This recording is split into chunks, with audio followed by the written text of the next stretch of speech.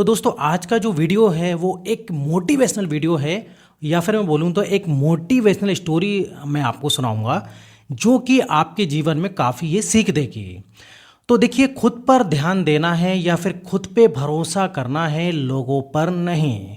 तो इस विषय में जो है मेरी ये स्टोरी है। तो एक बार की बात है, एक लड़का था जिसका नाम था बाबला, जो कि एक भोपाल नगर में रहता था। अब वह जो है अपने जीवन में बहुत ही निराश था। उसकी निराशा का कारण यह था कि वह जो है अपने जीवन में कुछ नहीं कर रहा था और उसके माता पिता उसे ताने मारते थे कि तुम्हारे सभी मित्र कुछ ना कुछ कर रहे हैं लेकिन तुम घर पर बैठे हो। और दोस्तों के बीच भी अक्सर उसका मजाक उड़ाया जाता था।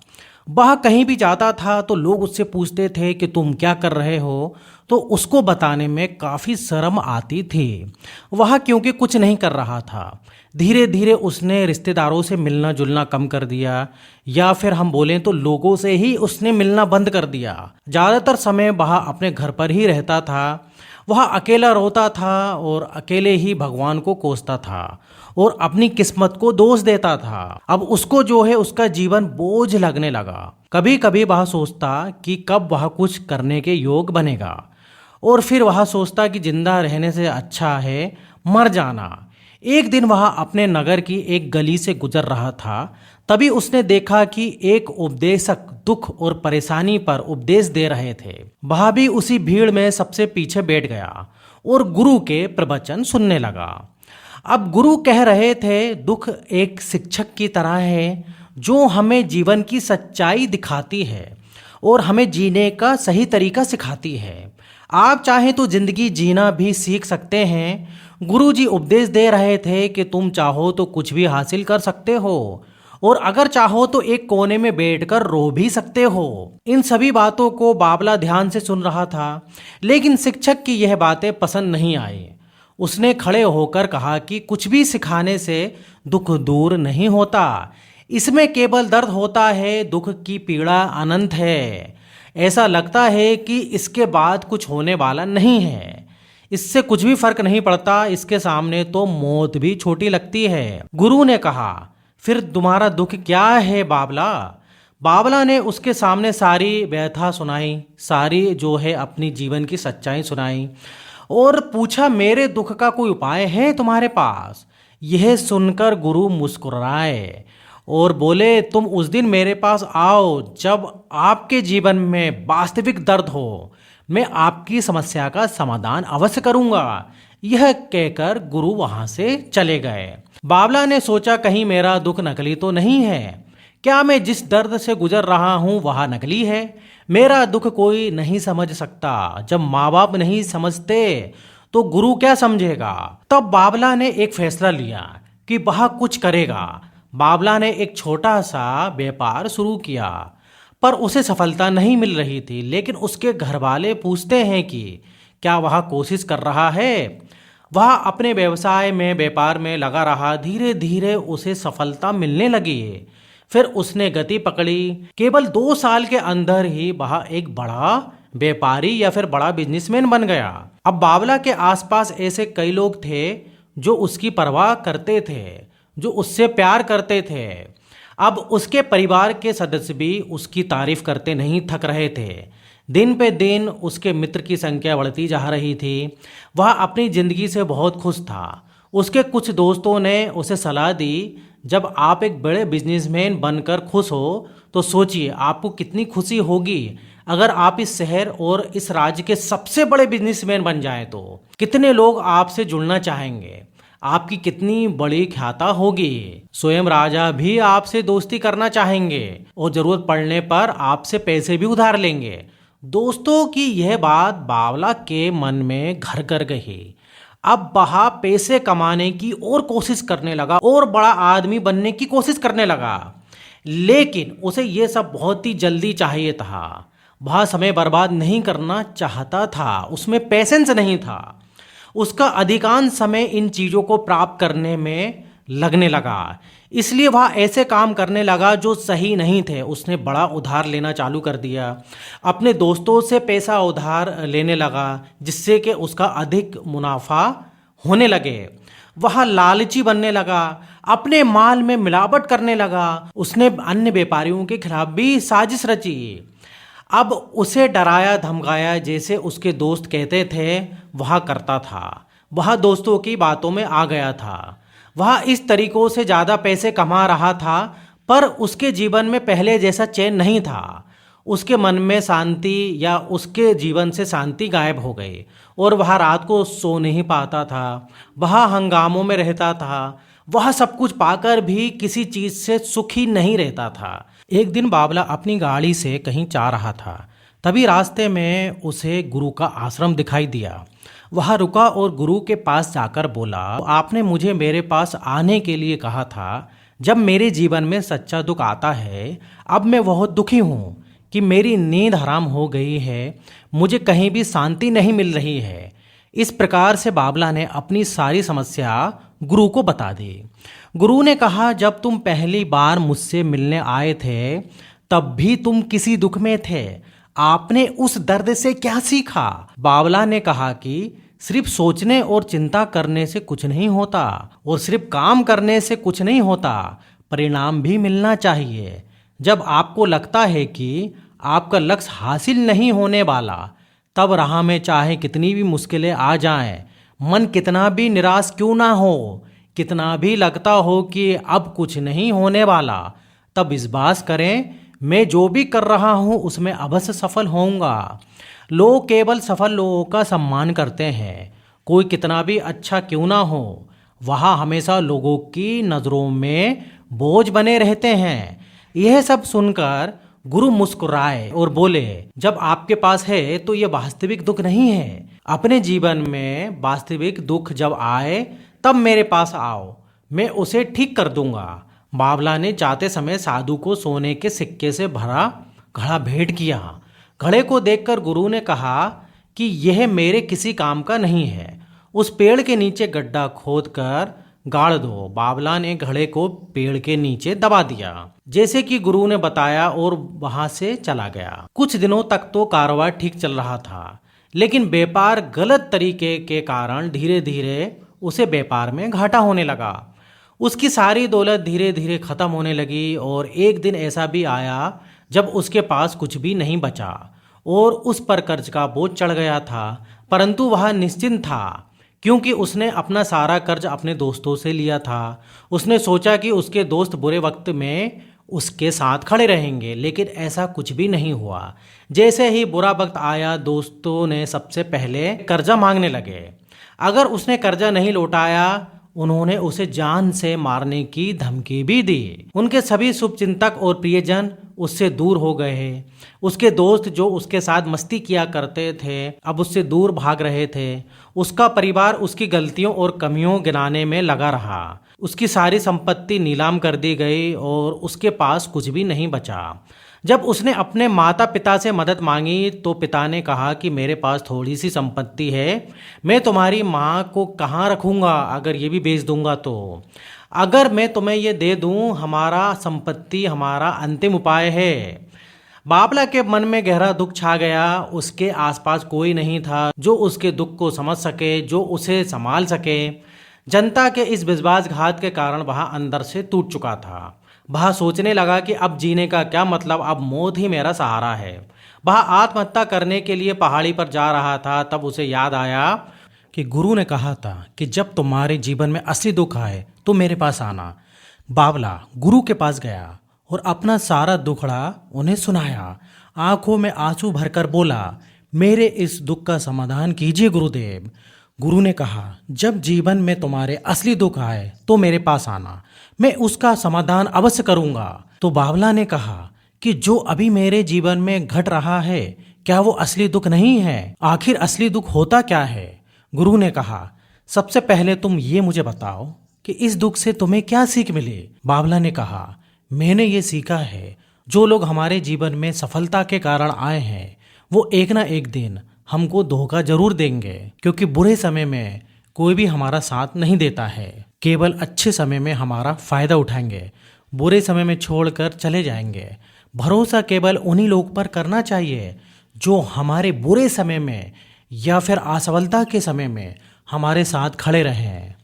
लेकिन ऐसे लोग बहुत ही कम होते हैं, पर जिसके पास होते हैं उनकी कदर करना चाहिए, उनका अपमान नहीं करना चाहिए। ईमानदार और धैर्य के साथ हमेशा काम करना चाहिए, कभी भी लालच नहीं करना चाहिए। अपना सारा दुख और अनुभव बताने के बाद बाबला आंखों में आंसू भरकर गुरु के सामने बैठा रहा। थोड़ी देर बाद गुरु उठे और उस पेड़ के नीचे गड्ढा खोदकर वह घड़ा बाहर निकाला जो सोने के सिक्के से भरा हुआ था। अब उसे बाबला को दे दिया और कहा, जब तुम्हारे जीवन में असली दुख आए तब तुम मेरे पास आना, मैं जरूर उसका निवारण करूंगा। अब बाबला ने ये सारी बात सुनी और गुरु को प्रणाम करके वहां से चला गया। बाबला ने उस धन से जो है एक छोटा सा व्यापार शुरू किया। अब धीरे धीरे धीरे उसका व्यापार जो है चलने लगा और उसने काफ़ी अपनी मेहनत से, ईमानदारी से वो व्यापार शुरू किया था और कर रहा था। अब एक दिन होता क्या है कि वो बहुत बड़ा अपने शहर का व्यापारी बन जाता है। अब वह अपने जीवन में बहुत खुश था और खुशी खुशी अपना जीवन जी रहा था। लेकिन देखिए, जो खुशी है वो हमेशा नहीं रहती है। एक ना एक दिन हर किसी के जीवन में दुख जरूर आता है। अब एक दिन बाबला के माता पिता की मृत्यु हो जाती है। अब वह अपने माता पिता का जो है बहुत ही प्यारा बेटा था। अब बाबला जो है अपने माता पिता का क्रियाक्रम जब कर रहा होता है तो वह बहुत दुखी हो जाता है और उसके मन में बहुत सारे सवाल उठ रहे होते हैं। अब वह क्रियाक्रम करके जब घर वापस आता है तब वह देखता है कि जो माता पिता की संपत्ति है और माता पिता हमेशा उस संपत्ति को लेकर लड़ा करते थे, लेकिन आज वो लावारिस पड़ी है। आज उसकी देखरेख करने वाला उस संपत्ति का कोई भी नहीं है। उसके लिए लड़ने वाले इस दुनिया से चले गए हैं। उसके पिता ने जो भी कमाया था, जो भी बनाया था, वह सब कुछ इधर ही रह जाता है। अब बाबला को जो है बहुत अकेलापन महसूस होता है और वो किसी बात को लेकर बहुत ही चिंतित रहता है, डरा हुआ रहता है और उसको समझ में नहीं आ रहा होता है कि मेरे साथ क्या हो रहा है, वह दुखी क्यों है। अब इस तरीके से उसके मन में बहुत सारे विचार आ रहे होते हैं। तब वह जो है गुरु के पास जाता है और तब गुरु उससे पूछते हैं, क्या तुम्हारे जीवन में कुछ दुख है? तो उस बात पर बाबला बोलता है कि देखिए गुरुजी, मेरे जीवन में ऐसा तो कोई दुख नहीं है, लेकिन मेरे माता पिता इस दुनिया से चले गए हैं तो उसके बाद से मैं बहुत ही अकेलापन महसूस कर रहा हूँ, मुझे कुछ अच्छा नहीं लग रहा है। तब उस बात पर गुरु बोलते हैं, देखो एक दिन जो आया है उसे जाना ही है। गुरुजी ने कहा, इसमें दुखी होने वाली क्या बात है, एक दिन सबको मरना है, कोई ना कोई कभी ना कभी जरूर मरेगा। एक दिन तुझे भी मरना है, एक दिन मुझे भी मरना है। हो सकता है कि शायद तुम कल ही मर जाओ या फिर आज ही मर जाओ। तो इस बात पर जो है बाबला ने कहा, क्या कह रहे हो गुरुजी, मैं भी मर जाऊंगा, लेकिन मैं तो अभी जवान हूँ। गुरु ने कहा कि सब जी रहे हैं इसी भ्रम में कि मृत्यु केवल दूसरों को आती है, बड़ों के पास ही आती है, बुढ़ापे में ही आती है, लेकिन मृत्यु जो है जवान इंसान को भी आती है, बूढ़े इंसान भी मर जाते हैं, बच्चे भी मर जाते हैं। मौत का जो है उम्र से कोई लेना देना नहीं है। गुरुजी की ये सारी बातें जो हैं बाबला के मन में घर कर जाती हैं और वहाँ उधर से चुपचाप चला जाता है। लेकिन उसके मन अभी भी बेचैन था, उसको खालीपन महसूस हो रहा था।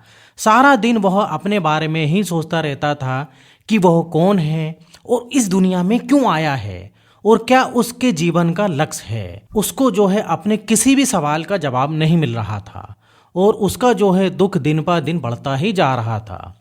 इसलिए कुछ दिन बाद वह फिर से गुरुजी के पास जाता है और बोला, हे स्वामी, मैं बहुत दुखी हूँ क्योंकि मैं ये नहीं जान पा रहा हूँ कि मैं कौन हूँ और इस दुनिया में क्यों आया हूँ और क्या करने आया हूँ।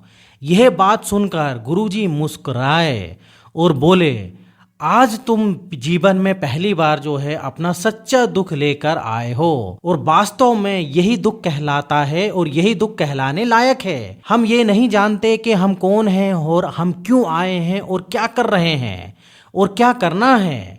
बाबला ने अपने गुरु से कहा कि उसकी जो है ये दुविधा दूर करिए गुरुजी। गुरु ने कहा, हम सभी इंसान हैं, जीवन भर हम जो इकट्ठा करते हैं, धन जायदाद रुपए पैसा सब हम इधर ही छोड़ जाते हैं।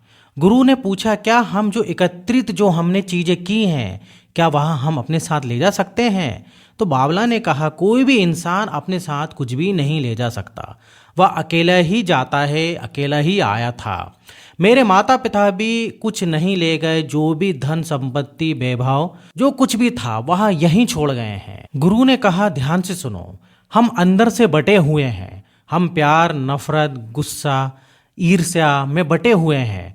क्रूरता, धन, स्थिति, प्रतिष्ठा, सम्मान, पहचान, धर्म, जाति, सैकड़ों हजारों ऐसी चीज हैं और इच्छाएं हैं जिसमें कि हम विभाजित हैं और टुकड़ों में अपना जीवन जी रहे हैं।